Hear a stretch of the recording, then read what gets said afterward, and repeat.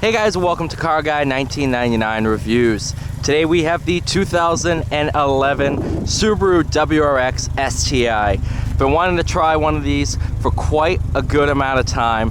Finally got the chance due to one of my good friends, Aaron, purchasing this car, which he probably knows the mod list better than I do. So, what mods does this have? It has a Cobb intake, a Cobb catted downpipe, a HKS blow-off valve, and a NVIDIA Q400, I believe. Sweet. JVC, that's not Subaru. We don't worry about that. What else is there? Oh, and an access port. Yeah, I've never seen a Subaru without one, except for a brand new one, so.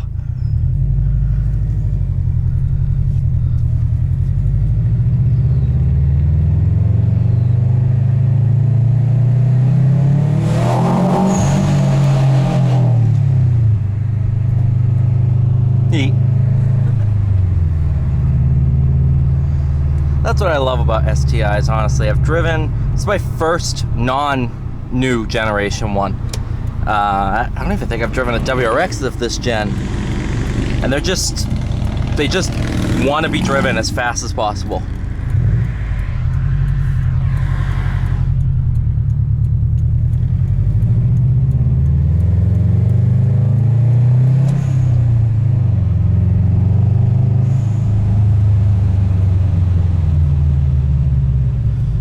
I don't know if those are factory footwell lights, but I don't really... They are? They are not. Okay, alright. I was gonna say, they look bomb, but I don't think they're factory. Wanted that Fiesta ST vibe, you know? Yeah, you could change those to purple. Just picture a bright green Fiesta ST with purple footwell lights.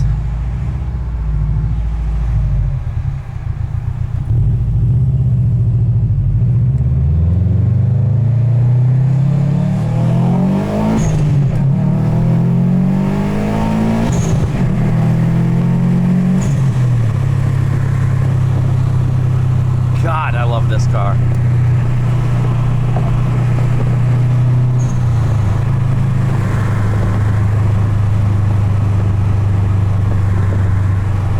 Man, this thing's fun. God. You do also have Sport Sharp if you want, but the only difference there is it just changes your throttle percentages.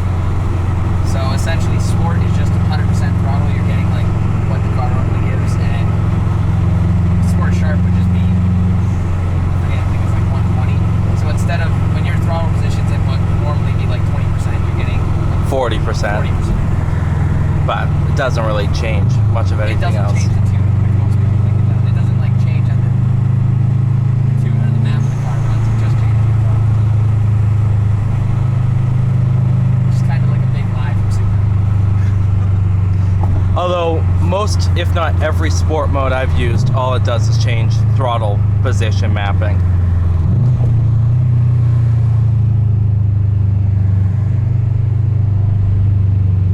This thing sounds like a helicopter at the mid-range.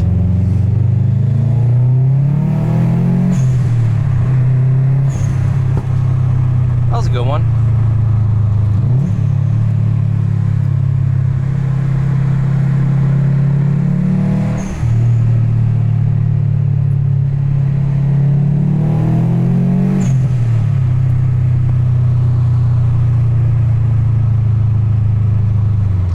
You're gonna make me start looking at Marketplace, aren't you?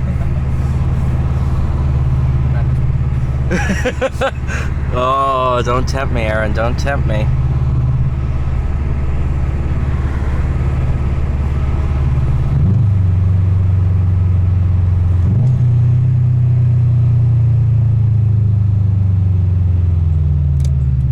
This thing's so loud.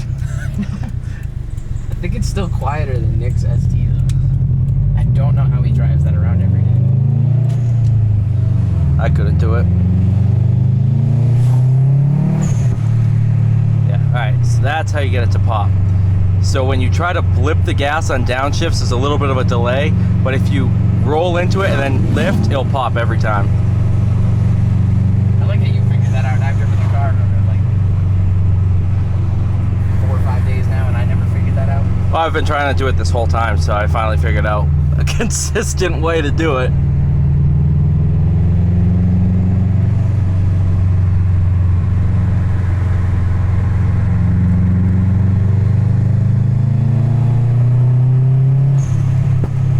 See?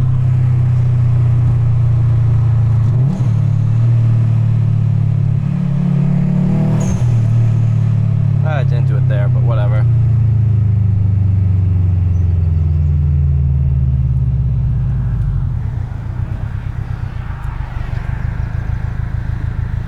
You hitting the brakes, you're going, alright. One last pull. As long as you're cool with it.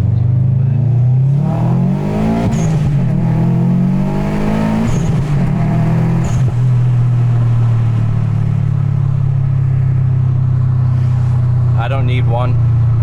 I don't need one. I don't need one. I definitely don't need one.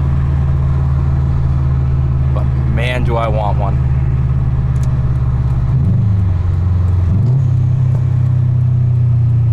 See, occasionally you'll get them on the downshift. Yeah. Which, thank God for nobody putting a crackle tune in this, like 99.999% of the other people.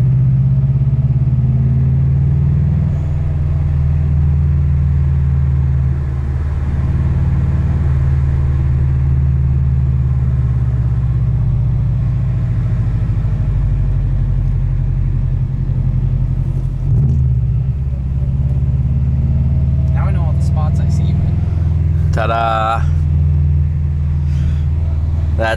This is my route. This is what I use for everything. Because it's a good mix of everything. You have good spots for acceleration, for handling, you know, and it's typically pretty quiet. Out of the way, so you don't have a ton of people there. Correct. It's pretty quiet, you know, so it's nice.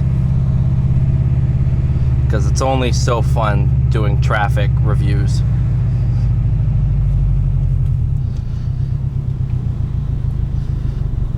I typically will do a little boop with a little boop. It would have a backup camera if I didn't get so annoyed with the head unit that I turned it off. That's fine. Real men don't need one. And that's why I typically want one. Thank you, Aaron. This thing's awesome. Thank you guys so much for watching. Please like, share, and subscribe. And stay tuned for the video for where I buy this thing from him. Nah, I'm just kidding. Or am I? Please don't tempt me. See you guys in the next one.